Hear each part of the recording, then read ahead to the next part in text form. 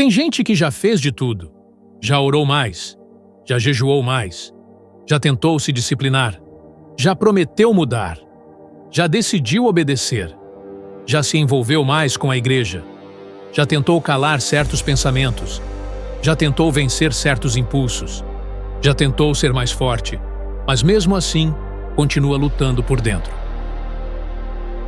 E essa talvez seja uma das perguntas mais silenciosas dentro da vida cristã. Por que eu faço tudo certo e ainda assim continuo vazio por dentro? Por que eu tento tanto, oro tanto, busco tanto, mas ainda existe alguma coisa em mim que não foi tocada de verdade? Por que parece que melhorei por fora, mas continuo travado por dentro? Muita gente aprendeu a esconder essa luta. Aprendeu a manter uma rotina espiritual. Aprendeu a parecer madura. Aprendeu a dizer que está tudo bem. Aprendeu a seguir em frente. Mas não aprendeu a lidar com a parte mais profunda da alma. E é exatamente aqui que essa mensagem se torna importante. Porque existe uma diferença entre viver uma vida organizada por fora e ser transformado de verdade no coração. Existe uma diferença entre disciplina e profundidade. Existe uma diferença entre obedecer em alguns pontos e experimentar uma mudança real de dentro para fora. O livro De Dentro para Fora, de Larry Crabb, toca justamente nessa ferida. Ele mostra que o exame interior pode deixar a pessoa desalentada, porque revela que muito da nossa luta não está apenas naquilo que aparece, mas naquilo que está escondido abaixo da superfície. E esse é o ponto que muita gente evita. O problema mais sério nem sempre está no comportamento visível, mas na estrutura interior do coração. Existe um tipo de cansaço que não vem só do corpo. É o cansaço de quem tenta e não vê mudança real, de quem se esforça, mas continua pesado, de quem melhora a rotina, mas não encontra paz, de quem controla comportamento, mas não cura a alma, de quem consegue funcionar, mas não consegue descansar. Esse tipo de gente existe em todo lugar. Gente sincera, gente correta, gente que ama a Deus, gente que não está brincando com a fé, gente que realmente quer acertar, mas que lá no fundo percebe que ainda existe alguma coisa fora do lugar. E o pior é que, quando a pessoa faz tudo o que aprendeu que deveria fazer e mesmo assim continua lutando, ela começa a pensar que o problema é falta de esforço. Começa a pensar, talvez eu precise tentar mais, talvez eu precise me cobrar mais, talvez eu precise ser ainda mais rígido comigo mesmo, talvez eu precise fazer ainda mais. Mas e se o problema não for simplesmente falta de esforço? E se o problema for que você está tentando tratar com desempenho algo que precisa de profundidade? E se você estiver tentando resolver no exterior uma dor que está enraizada no interior? Esse é um ponto muito forte dessa mensagem. Fazer o bem não é a mesma coisa que ser transformado.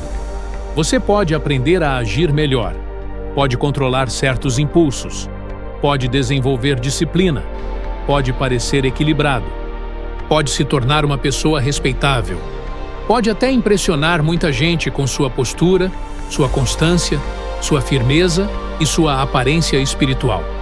Mas isso ainda não significa que seu coração foi profundamente tocado por Deus. Existe muita gente correta, mas ainda não livre. Muita gente controlada, mas ainda não curada. Muita gente disciplinada, mas ainda não quebrantada. Muita gente que aprendeu a obedecer sem aprender a amar profundamente.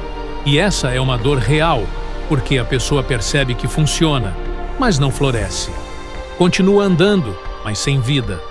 Continua servindo, mas sem leveza. Continua na presença de coisas sagradas, mas com a alma ressecada. Larry Crabb mostra que muito do que tentamos tratar está apenas na superfície. E para ilustrar isso, ele usa uma imagem muito forte, a imagem do iceberg.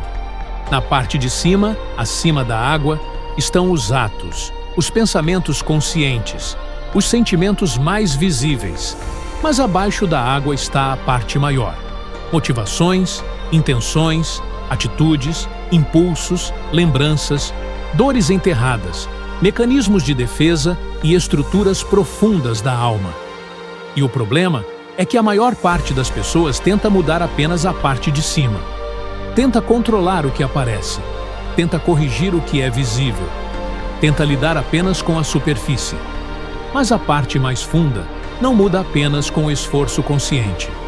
É por isso que tanta mudança dura pouco, porque foi mudança de superfície, não de profundidade. A pessoa tenta vencer um comportamento, mas a raiz continua viva.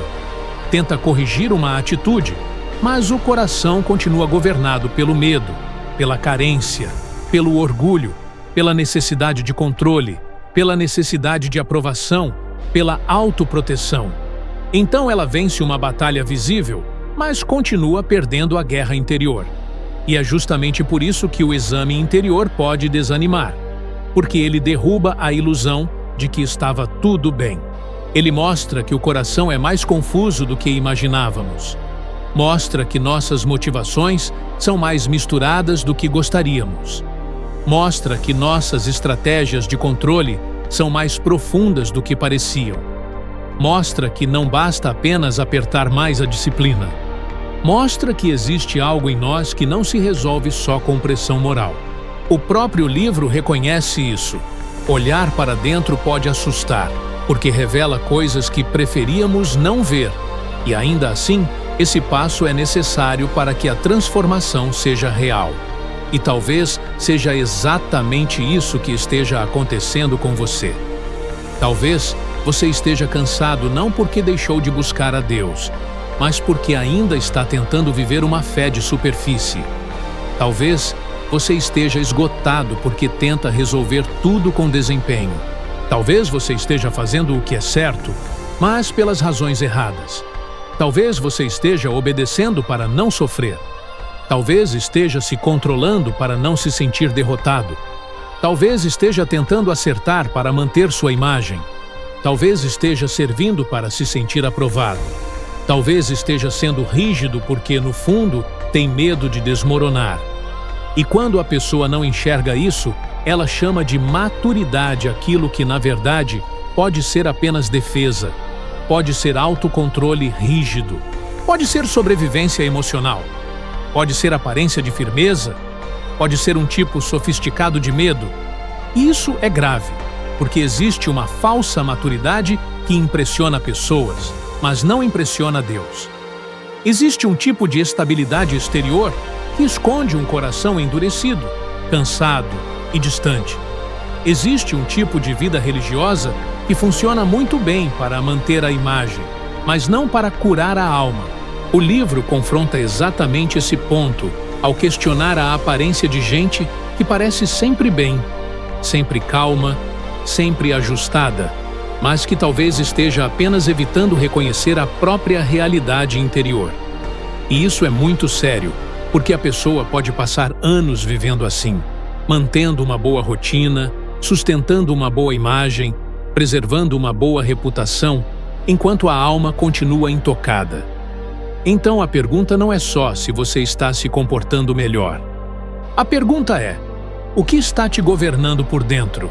O que está escondido abaixo da superfície? O que te move quando ninguém está vendo? O que existe em você que continua reagindo com medo, com raiva, com carência, com controle, com necessidade de aprovação? Porque é aí que a transformação precisa acontecer. E aqui está uma virada muito importante. Reconhecer isso não é o fim da esperança. Pelo contrário, isso pode ser o começo da verdade. Porque Deus não nos chama para olhar para dentro apenas para nos esmagar. Ele nos chama para uma transformação real. Ele não quer apenas que você fique mais comportado. Ele quer que você se torne mais verdadeiro, mais dependente dele, mais livre da necessidade de parecer bem, mais consciente da sua própria pobreza espiritual, mais quebrantado, mais capaz de amar. Isso dói, porque exige honestidade, exige abandonar a fantasia de que estava tudo resolvido, exige parar de mentir para si mesmo, Exige admitir que existem áreas em você que não foram tratadas. Mas essa dor é diferente de desespero vazio. É a dor de quem finalmente começou a tocar a raiz. É a dor de quem percebeu que precisa de algo maior do que performance religiosa. É a dor de quem entendeu que não dá para continuar vivendo só na superfície. Talvez, por muito tempo, você tenha pensado que o caminho seria apenas tentar mais. Mas talvez o que Deus esteja te dizendo hoje seja: olhe mais fundo. Talvez seu problema não esteja só na atitude que você quer mudar, mas no que está sustentando essa atitude. Talvez não seja apenas sobre comportamento, mas sobre sede, sobre medo, sobre dor, sobre mecanismos interiores que você desenvolveu para sobreviver, sobre um coração cansado tentando se salvar sozinho. E é exatamente aí que a graça de Deus precisa entrar. Não só para te mandar fazer mais, mas para tocar o que está escondido. Não só para apertar sua consciência, mas para alcançar seu coração. Não só para corrigir sua imagem, mas para começar uma obra real de dentro para fora. Então, se você faz tudo certo e continua vazio por dentro, não ignore isso. Não chame isso de fraqueza sem pensar. Não empurre isso para baixo do tapete. Não tente resolver isso apenas com mais pressão. Talvez esse vazio seja um chamado. Talvez essa luta seja um convite.